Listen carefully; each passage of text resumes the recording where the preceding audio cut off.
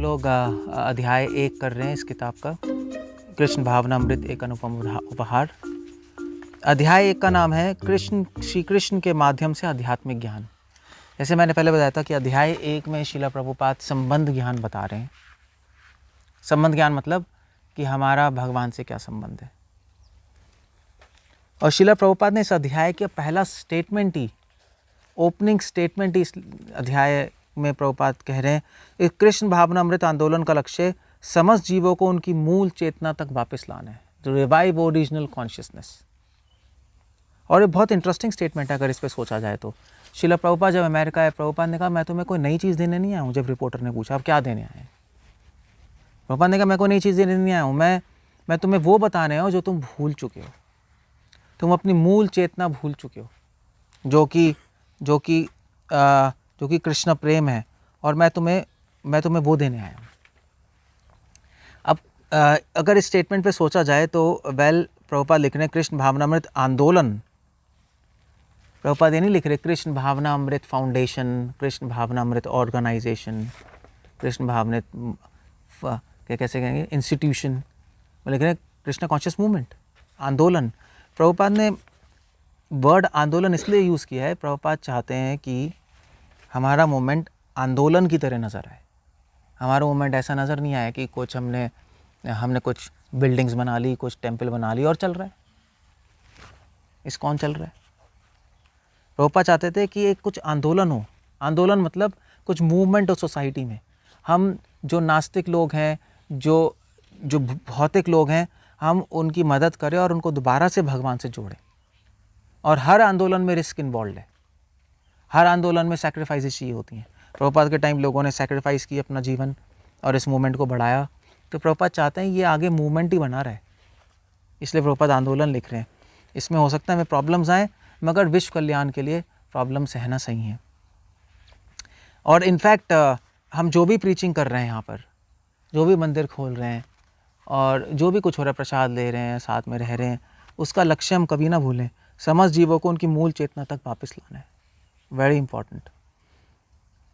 अब यहाँ पे क्वेश्चन ये है कि एनीवे उस क्वेश्चन को मैं बाद में रेज करूँगा, मगर श्रीला प्रभुपाद इसका मतलब ये समस्त लोगों को वापस चेतना में लाना है, इसका मतलब है कि अभी चेतना खराब है। सिंपल। अगर मूल चेतना में लाना है, अगर ओरिजिनल कृष्णा कॉन्शियस में लाना है, तो अभी कृष्णा कॉन्शियस नहीं है। कंक्लूजन यही है। और प्रभुपाद इसके फर्स्ट पॉपट में सीधा लिख रहे हैं कि लोग क्या है, घोस्ट ऑफ इल्यूजन, लोगों को भोग का भूत चढ़ा हुआ है। भूत प्रेत से ग्रस्त मानना चाहिए। माया का भूत चढ़ा हुआ है।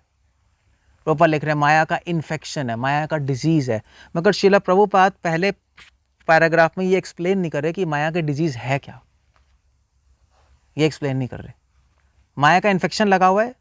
इस मूवमेंट का काम है कि उस इन्फेक्शन और डिजीज को हटाए और उसको ठीक कर दें। जैसे डॉक्टर डिजीज ठीक करता है, उसको ठीक कर दें। अब आप सोचेंगे वो माया की डिजीज क्या है? भोग वासना। लोग यही सोचेंगे ना पढ़ के कि प्रभुपाद कह रहे हैं माया का डिजीज इन्फेक्शन हटाना है। इन्फेक्शन क्या है? भोग वासना। उसको हटा के भक्ति में लाना है। अगर श्रीला प्रभुपाद कुछ और इंसाइट दे रहे हैं। ये माया का इन्फेक्शन क्या है?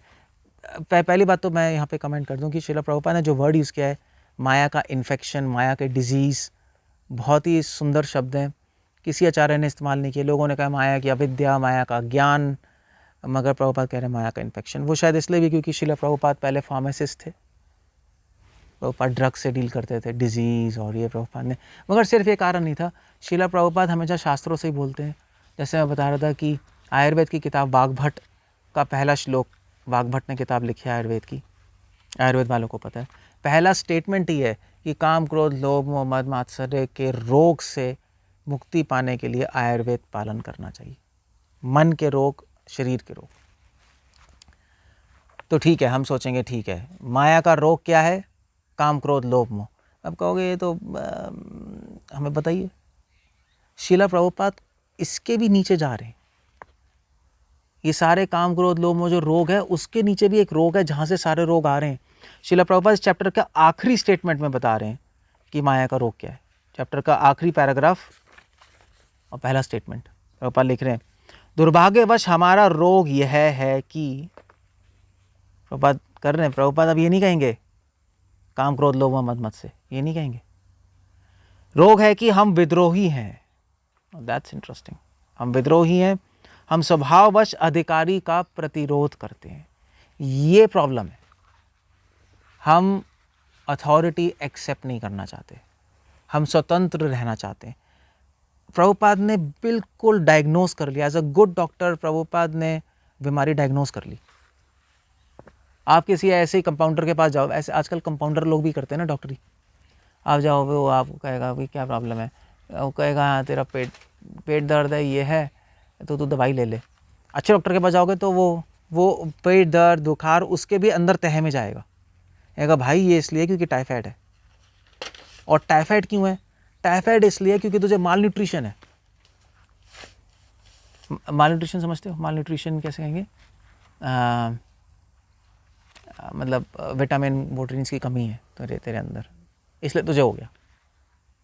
या तुझे टीबी है, टीबी क्यों हुआ? क्योंकि माल न्यूट्रिशन है, कम खाते हैं तू। तो अच्छा डॉक्टर बिल्कुल रोग के भी रोग में तह में चला जाता है। संसार के लोग जानते हैं रोग क्या है, काम क्रोध लोभ मद मत से। प्रभुपाद कह रहे नहीं, मत कह रहे हैं रोग में भी नीचे रोग है, क्या है? हम स्वभाववश अधिकारी का प्रतिरोध करते हैं। Very important statement. प्रभुपाद ये नहीं कह रहे कि हम किसी की अथॉरिटी एक्सेप्ट नहीं करना चाहते, वो बात कह रहे हैं स्वभाववश। प्रभुपाद इंग्लिश में लिख लें, we automatically do not want to follow an authority. स्वभाव से हमारे में स्वतंत्र रहने की इच्छा है, ये रोग लगा है हमें, हम किसी के अंडर नहीं रहना चाहते। और स्पेसिफिकली श्रील प्रभुपाद का ये कहना, जब हिप्पी मूवमेंट चल रहा था, बिल्कुल प्रभुपाद ने तीर निशाने में मारा, क्योंकि हिप्पीज यही थे। हिप्पी का मतलब ही था जो वी वॉन्ट नो एजुकेशन, ये बहुत फेमस सॉन्ग हुआ था उस टाइम। हमें एजुकेशन नहीं चाहिए, हमें सोसाइटी नहीं चाहिए, हमें लॉज नहीं चाहिए, हमें गवर्नमेंट नहीं चाहिए, हमें साइंस नहीं चाहिए, हमें कुछ नहीं चाहिए, हमें सुट्टा मारना है और सेक्स चाहिए, बस दो चीज़ें। और ऑफ कोर्स और वो LSD पी के फिर आप ट्रांसजेंडरल कुछ सोचोगे, मतलब यही था, बस ऐसे ही था। लड़के घूम रहे थे, लड़के लड़कियां सड़क पे, सब रिवोल्ट था। और मेन आइडिया था, हिप्पी मूवमेंट का मेन आइडिया था इंडिपेंडेंस, हमें स्वतंत्रता चाहिए। इस सारे लीगल सिस्टम से, सोसाइटी से, पेरेंट्स से हमें थोपते रहते हैं, हम नहीं मानेंगे किसी की बात। और श्रील प्रभुपाद ने सीधा यहाँ लिख दिया, हमारा मेन रोग है जिससे हम जो माया का जो रोग जो चढ़ा हुआ है, वो है स्वभाववश हम स्वतंत्र रहना चाहते हैं। हिप्पी मूवमेंट की प्रभुपाद ने रीढ़ की हड्डी तोड़ दी इस स्टेटमेंट से। और इसीलिए श्रील प्रभुपाद की बुक्स पावरफुल रही हैं। हिप्पियों ने तो पढ़ी किताब, हिप्पी तो डिवोटी बने, तो उन्होंने स्टेटमेंट पढ़ा, उन्होंने कहा भाई यही तो हम चाहते हैं, स्वतंत्रता। और प्रभुपाद कह रहे हैं यही प्रॉब्लम है। इमीडिएटली वो कैच कर गए कि आप क्या कहाँ हम गलत जा रहे हैं। प्रभुपाद ने कहा, तो प्रभुपाद ने कहा ये सही है। बात कह रहे हैं रोग है, रोग, इस रोग को हटाने के लिए हमने मूवमेंट शुरू किया। उन्होंने कहा ठीक है मूवमेंट ले लेते हैं, कृष्णा कॉन्शियस मूवमेंट, काम खत्म हो गया। प्रभुपाद की इस इनसाइट से लोग बहुत कन्विंस हुए, क्योंकि बाकी जितने भी ढोंगी गुरु आके कह रहे थे हाँ हम तुम्हें और स्वतंत्र बनाने वाले हैं और हम मेडिटेशन करो और स्वतंत्र जाओगे, प्रभुपाद ने कहा भाई यही तो रोग है। बिल्कुल कॉन्ट्रास्ट था श्रील प्रभुपाद की टीचिंग्स में और बाकियों की टीचिंग्स में, इसलिए सारे अमेरिकन हिप्पी ज्वाइन करते गए। सो आप देख रहे हैं first statement last statement Prabhupada ने पूरा लिंक कर दिया इस पहले अध्याय में, कितना इंपॉर्टेंट है। तो प्रभुपाद ये शब्द बोल रहे हैं, हम स्वभाववश स्वतंत्र रहना चाहते हैं। स्वभाववश का मतलब है ऑटोमेटिकली हमारे अंदर प्रोग्राम फिट है कि हम किसी की बात नहीं मानेंगे, ये स्वभाव है हम लोगों का।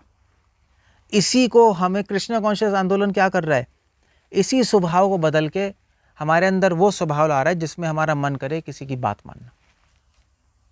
और श्रील प्रभुपाद बहुत इंटरेस्टिंग पॉइंट लिख रहे हैं इस पैराग्राफ में, आप पढ़ना बाद में, आप पढ़ना है चैप्टर। प्रभुपाद इसी आखिरी पैराग्राफ में लिख रहे हैं कि स्वभाववश हम स्वतंत्र रहना चाहते हैं, मगर स्वतंत्र रह ही नहीं सकते। जो प्रभुपाद ने कहा, जो हिप्पी भी जो स्वतंत्र रहना चाहते हैं, आफ्टर ऑल माया के अंडर हैं और इनको पता ही नहीं। तो प्रभुपाद ने कहा अगर हम किसी के स्वतंत्र रहना ही है, स्वतंत्रता रहना, ये तो मैडनेस है, बेवकूफ़ी है, ख्याली पुलाव है। ड्रग्स पी के ही हो सकता है ये, स्वतंत्रता। मगर श्रील प्रभुपाद ने कहा अगर स्वतंत्र रह नहीं सकते, कॉन्सेप्ट ही बेकार है। मानने का अगर परतंत्र रहना है, माया या तो माया के अंडर रह लो या कृष्ण के, तो कृष्ण के अंडर रह लो। हमारे कृष्ण कॉन्शियस मूवमेंट ये सिखा रहा है। और कृष्ण के अंडर रहोगे तो तुम्हारी मूल चेतना, तुम्हारे कृष्ण प्रेम दोबारा से वापस आ जाएगा, भगवान से संबंध जुड़ जाएगा। Very very nice, very clear.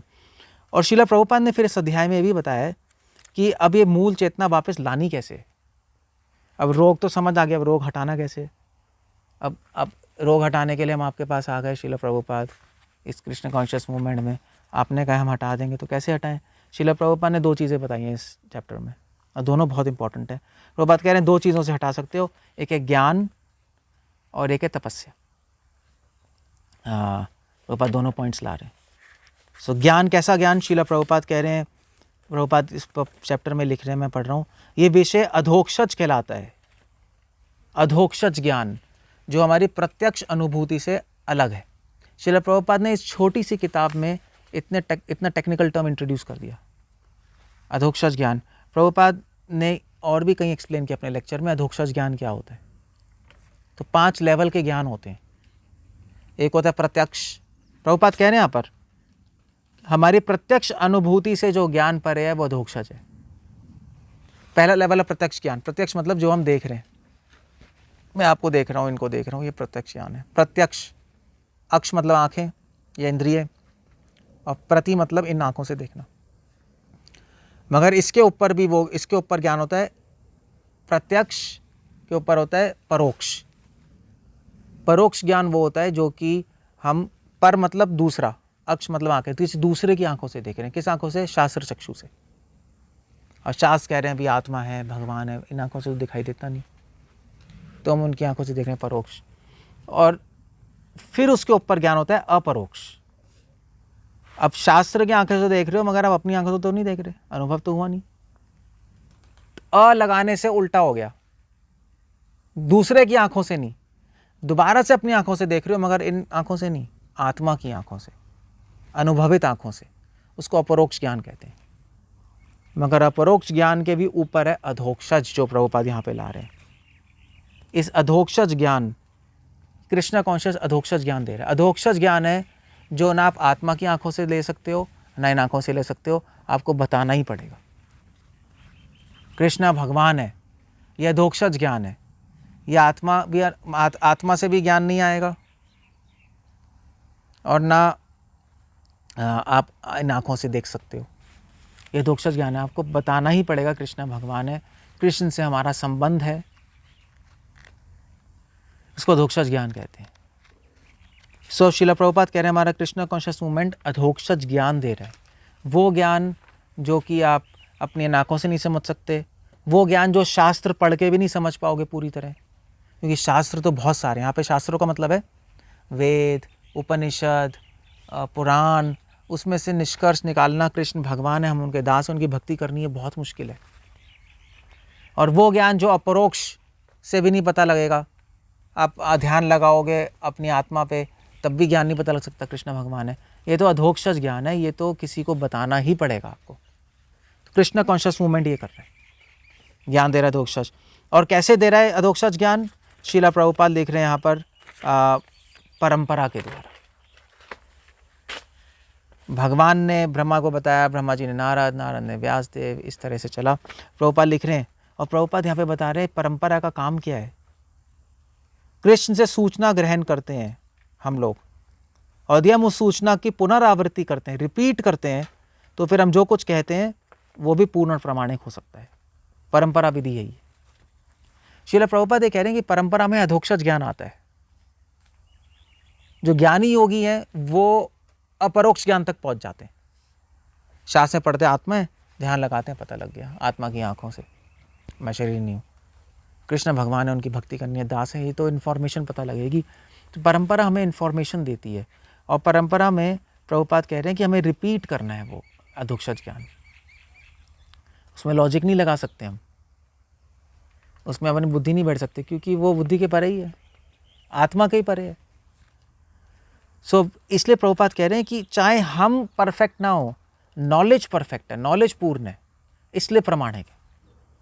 परंपरा का काम है नॉलेज को रिपीट करना, हमारा काम है रिपीट करना। अब क्वेश्चन आता है कि अगर हम मैसेज रिपीट कर रहे हैं तो इतने सारे आचार्य क्या कर रहे हैं वहाँ पर? फिर तो बस एक किताब होनी चाहिए भागवत, बस आप रिपीट करते रहो। आचार्य इसलिए आते हैं क्योंकि वो समय काल परिस्थिति के अनुसार मैसेज चेंज नहीं करते, प्रेजेंटेशन चेंज कर देते हैं उसकी। श्रील प्रभुपाद ने वही भक्ति संतान जो का टेक्निकल बंगाली में, उसी को प्रभुपाद ने इंग्लिश में कर दिया। और जो आचार्यों ने संस्कृत में बोला था, भक्ति शांता ने उसको बंगाली में बता दिया। जो इतनी क्लिष्ट संस्कृत में रूपा गोस्वामी ने सॉन्ग्स लिखे हैं, उसी को भक्ति ठाकुर ने सिंपल बंगाली में सॉन्ग्स बना दिए। प्रेजेंटेशन अलग ही थी। और श्रील प्रभुपाद बहुत इंपॉर्टेंट पॉइंट ला रहे हैं कि परंपरा का काम यही है, मैसेज सेम रखना। ये बहुत ज़रूरी है आजकल, आज के सिनेरियो में, जहाँ हमारे इंस्टीट्यूशन में भी मतलब मैसेज कई लोग चेंज कर रहे हैं, अपने मन से कुछ भी बोलते रह रहे हैं, कहानियाँ सुना रहे हैं, या बोल रहे हैं कि समाज सेवा करनी है, ये कृष्णा कॉन्शियस है, या तुम्हारा पढ़ना ही भक्ति है। ये सब मैसेज चेंज है, ये सब गलत है। भक्ति तो भगवान कृष्ण की सेवा करनी है, बाकी सब चीज़ें भक्ति नहीं है, दैट्स ऑल। जीवन चलाने के लिए कुछ चीज़ें हैं वो तो करनी है ही। सो ये सब चीज़ें तब होती हैं, परंपरा जब डिबेट करती है, जब मैसेज चेंज होता है। लोगों को कन्विंस करने के चक्कर में प्रेजेंटेशन तो चेंज कर ही दी, मैसेज भी चेंज कर दिया, तब प्रॉब्लम है। एक बहुत पहले मैंने मूवी देखी थी, द मैसेज, प्रॉफेट मोहम्मद इस्लाम की। प्रॉफेट मोहम्मद ने, तो उसका नाम ही द मैसेज था। प्रॉफेट मोहम्मद ने बोला, जब इस्लाम शुरू हुआ तो मोहम्मद पैगंबर मोहम्मद ने बोला कि ये संदेश सब जगह फैला दो, और ये बोलना कि अल्लाह भगवान है और उनके रसूल मोहम्मद है। वो सब जगह जाके बोल रहे थे, क्रिश्चियंस को भी, सब सारे राजाओं को। अब वो मान रहे हैं नहीं मान रहे, उन्होंने कहा ये क्या उटपटांग चीज़ है, हमें बोल रहे हो भगवान है, मोहम्मद रसूल, हम क्यों माने? उन्होंने कहा मगर ये संदेश है। और फिर उसके बाद इस्लाम पे परसिक्यूशन भी हुई, लोगों ने लड़ाइयाँ भी हुई, मगर अल्टीमेटली जो संदेश सेम रखता है उसकी विजय होती है नहीं। सो श्रील प्रभुपाद ने बहुत अच्छी डेफिनेशन दी है परंपरा की। ये कृष्णा कॉन्शियस मूवमेंट कर रहा है, ऐसा ज्ञान परंपरा के द्वारा देकर हमारी मूल चेतना को दोबारा से वापस लाने की कोशिश कर रहे हैं। हम दोबारा से कृष्णा कॉन्शियस बनाने की कोशिश कर रहे हैं, कृष्ण भावनामृत। और प्रभुपाद ने कहा मगर ये काफ़ी नहीं है। प्रभुपाद कह रहे हैं मगर तपस्या करना भी ज़रूरी है। इस अध्याय में तपस्या मतलब श्रील प्रभुपाद लिख रहे हैं कि दो ही चीज़ें हैं। तपस्या मतलब अपने को शुद्ध रखना। वो कह रहे हैं बहुत आसान है, दो चीज़ें हैं, एक आहार और एक मैथुन। अगर आप इन दो चीज़ों को सही रखोगे तो आप तपस्वी हो। प्रभुपाद कह रहे हैं ध्रुव महाराज की तरह तपस्या कोई नहीं कर सकता। आप कर सकते हैं, ट्राई तो कर लीजिए, मगर उससे पहले ही समाधि लग जाएगी। उन्होंने तो खाना पीना सांस भी लेना छोड़ दिया था। प्रभुपाद कह रहे हैं इतनी तपस्या है। आप आहार भगवान का प्रसाद लीजिए ऑफर करके, और मैथुन इलिसिट सेक्स मत कीजिए, अवैध श्री संग नहीं कीजिए। और दैट्स ऑल। प्रभुपाद सिंपल लिख रहे हैं। प्रभुपाद ने इसको वैसे सिंपली पुट कर दिया। प्रभुपाद ये भी मेंशन कर रहे हैं इसमें यहाँ पर कि और भी बहुत सारे रूल्स हैं, मगर ये मेन रूल है जो इस बाकी रूल्स इनको सपोर्ट करते हैं। आई थिंक श्रील प्रभुपाद ने यहाँ पर लिखा होगा, हाँ, कृष्ण भावना की विधि तपस्या पर आधारित है, लेकिन वह अधिक कठिन नहीं है। उसमें भोजन तथा मैथुन के लिए कुछ प्रतिबंध हैं।